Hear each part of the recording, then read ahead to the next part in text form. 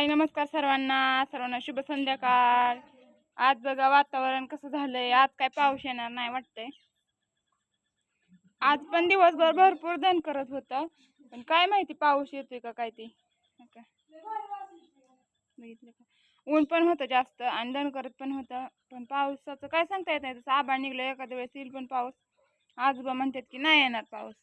होय आजोबा, येईल का पाऊस? नाही होय, आणि आल्यावर आल्यावर रात्रीचं मग तुम्ही म्हणताय नाही यायचा।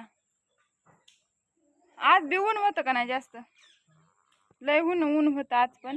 तर चला भुईमुगाच्या शेंगा सोलायच्यात, म्हणजे शेंगा फोडायच्यात इथं, सोलायच्यात म्हणते मी, का दाखवते तुम्हाला। आमचा घरचाच भुईमुग आहे, तुम्ही व्हिडिओ पण बघितला असेल भुईमुग काढताना। हे काढलं होतं मी, हो का शेंगा कसल्याच शेंगा आमच्या मस्त आहेत बघा, हो का। कारण भुईमुगच तेवढ्या ह्यानी आणला होता, त्याला खुरपाणीच केलेलं, 2-3 खुरपाणी केलेलं, गवतच लय होत होतं आणि खती टाकलं होतं, त्यामुळं चांगला आला होता भुईमुग। आणि आता ह्या वेळेस काय केलं नाही भुईमुग, गेल्या वर्षीचाच होता, आता संपत आलाय, कारण रानच मोकळं नाही ह्या वेळेस भुईमुग करायला। आता सगळ्या तिकडल्या रानात आहे मका, आणि इथं थोडीशी हे असते तरकारी, परत शेरडांचं गुरांचं खायला, त्याच्यामुळं काय भुईमुगाला रान मोकळं नाही, म्हणून काय आता ह्या वेळेस भुईमुग केला नाही। आता पुढच्या वर्षी बघू, आता पुढच्या वर्षी बाजरी केली, मका केली, परत तरकारी असती, आणि त्यामुळं काय रान नव्हतं मोकळं, त्यामुळे भुईमुग काय केला नाही। खरं तर घरचा भुईमुग पाहिजेनच, घरचं खायला पाहिजेनच, हे का नाही आजोबा? हा, घरचं काय ऐकतं का विकतच्याला?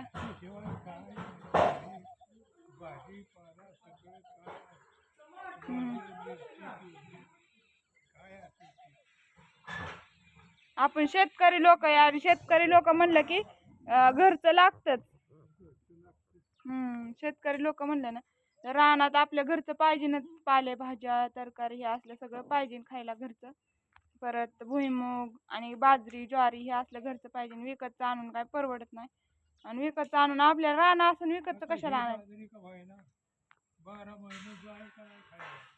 हो जाईल की, त्यामुळे तर केली होती, कारण विकत आणणं होतच नाही, आणि आपल्या रान असून आपल्याला कमी विकत आणायचं, हे का नाही?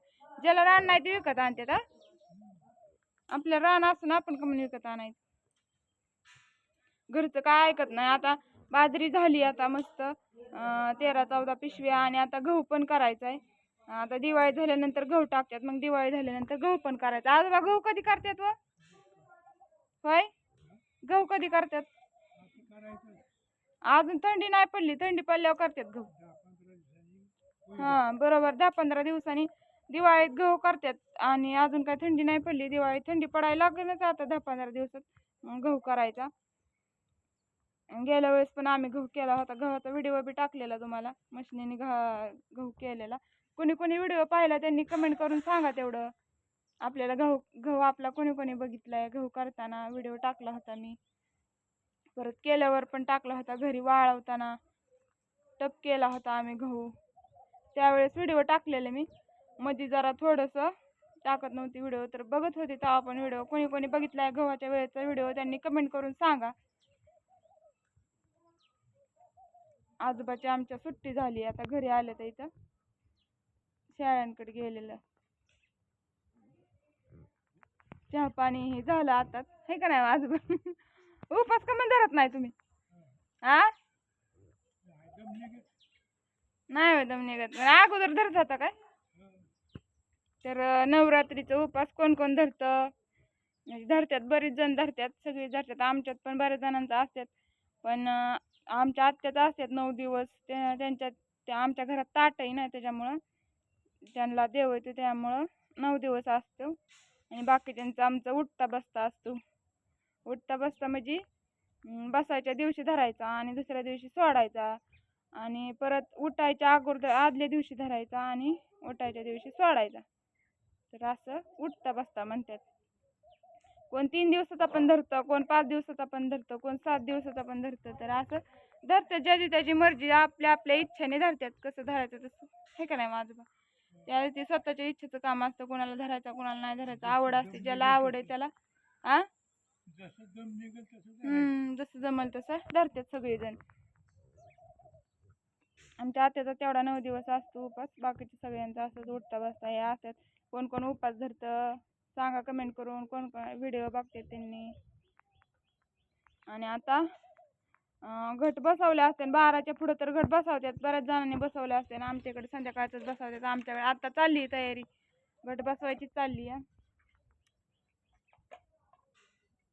आजोबा घट 12च्या पुढे बसवतात ना?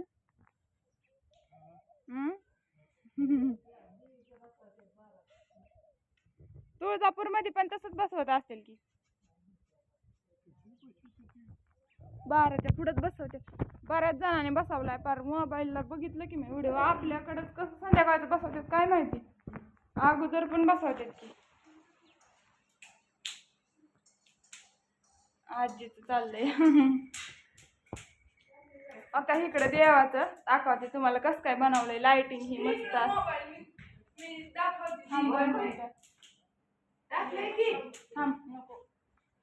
हो का. इकडं चाललंय घट बसवायचं. दीदीच्या आत्या दीदी आहेत आमच्या. लाइटिंग दिसतंय तुम्हाला, असं लाइटिंग आहे मस्त सजवलंय. लाइटिंग ही दिसतंय का? संध्याकाळचं जास्त चांगलं दिसेल, चांगला अंधार काय पडला नाही. अंधार पडल्यावर दाखवते तुम्हाला सगळं दिसेल. आणि सगळं सजवलंय हे केल्यावर घट बसवल्यावर पण दाखवते व्हिडिओ काढून. तर असं ते कसं वाटतं व्हिडिओ सांगा कमेंट करून. आजी घटाला काय काय सामान लागतं? घटाला काय काय सामान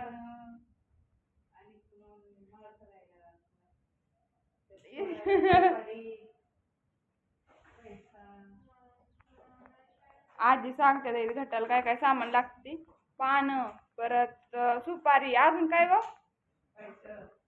पैसा. पैसा त्यात ह्याच्यात टाकतात ना, कसे टाकतात होय.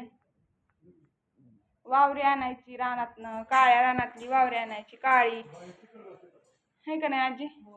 आणि शहरातल्या लोकांना तर विकत वावरी घ्यावं लागते, हे का नाही आजी? घेतात ना विकत? आणि विकायला येतात का वावरी पण? विकत नसते घेत आहो, तशीच देत असते. घेतं का कोण विकत वावरी? सांगा बरं. कोण आपले व्हिडिओ बघणारे आहेत ती विकत वावरी घेतात का कोण? सांगा, मला तर काय माहित नाही. पण आता शहरात कुठली वावरे मिळणार, आहे का नाही? शहरातल्या लोकांना सगळं विकतच घ्यावं लागतं. आपल्याला रानात भेटतं इथं काय शहरातल्या लोकांना सगळं विकतच घ्यावं लागतं. म्हणून म्हणते मी, काय माहिती तर मला पण नाही माहिती विकत घेतात का काय ते. बाकीचं तर सगळं आपल्याला पण पानं ही विकत आणावं लागतं. पानं ही आपल्या घरी काय नसतात. पानं आणखी हार गजर हे आणावं लागतात. परत मग बाकीचं हाय साहित्य घरचंच आपलं सगळं, गहू बाजरी ज्वारी हे असलं, करडी. हा 5 ते 7 धान्य टाकावं लागते ते. बघू आपला घट कसा उगावतोय ते पण दाखवते तुम्हाला. सगळं झाल्यावर मस्त व्हिडिओ काढून दाखवते. सगळं झाल्यावर बघा कसा वाटतं व्हिडिओ, सांगा कमेंट करून.